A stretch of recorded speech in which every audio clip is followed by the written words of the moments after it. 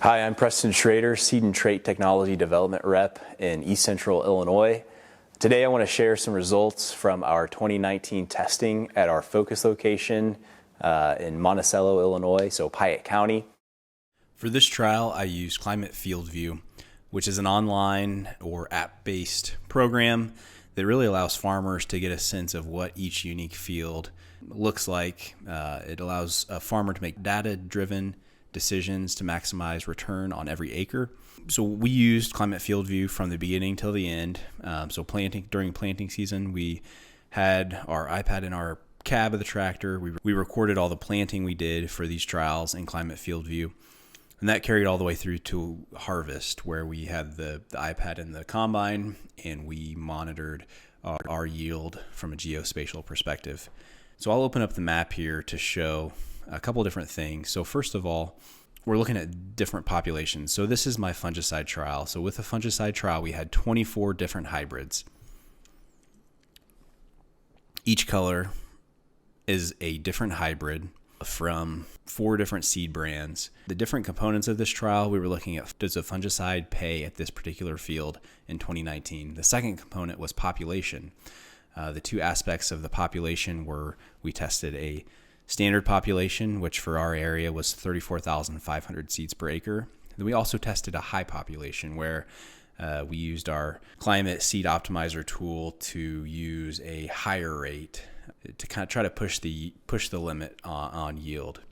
And so for the average, the recommended rate was about on average 6,000 more kernels per acre for this trial. So these are the hybrids. We can see the population shift. So I've basically broke this trial up into 4 different sections. So the lighter green sections indicate the lower populations. The darker green sections indicate the increased populations. And then I block that by fungicide. So on the west or the left side of this field, that's where we applied the fungicide. And on the right side, we did not have a fungicide applied. To have these population shifts, our planter incorporates some of the precision planting equipment that allows us to vary population and also vary hybrids on the fly. So I created this prescription. You can see up above here, there's my prescription that I imported into Climate, and that allowed me to just drive along and the population shifted automatically as I was planting this trial. So I'm going to split screen now and show you guys how I got the yield data.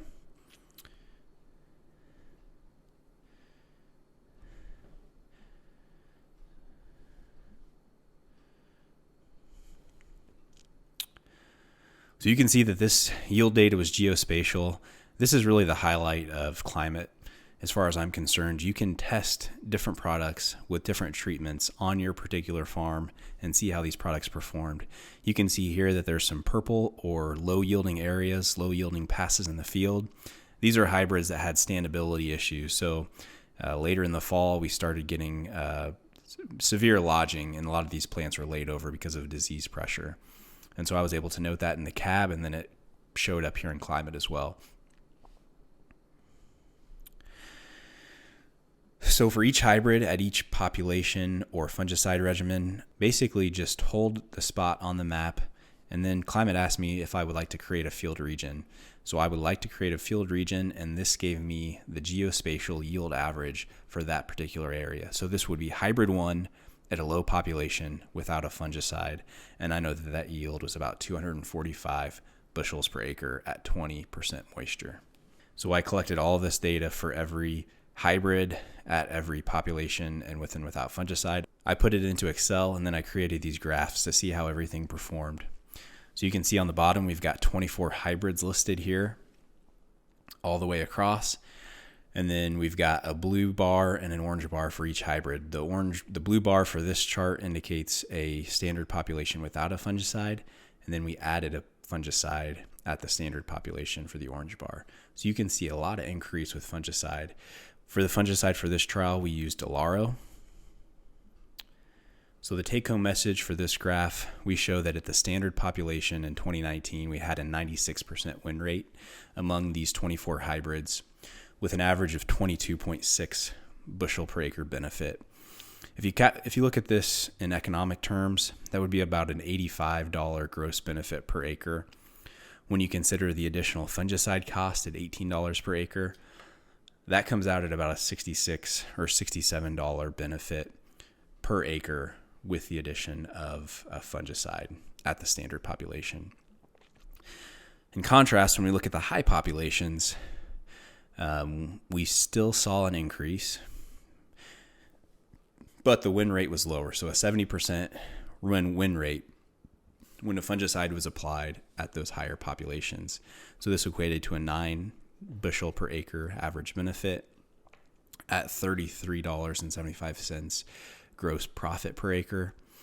However, when you considered the increase in seed, which was about $29 per acre if you consider a $350 unit of seed corn, and then you also factor in the $18 per acre applied for the fungicide, you're at about a $13 net deficit from an economic perspective compared to a standard population. So the take-home message here is that 2019 wasn't a year. Our trial was planned in May 18th. This was definitely not the year to push population. It was a year where a standard population was better. And a lot of the agronomists from various brands had those recommendations to lower population.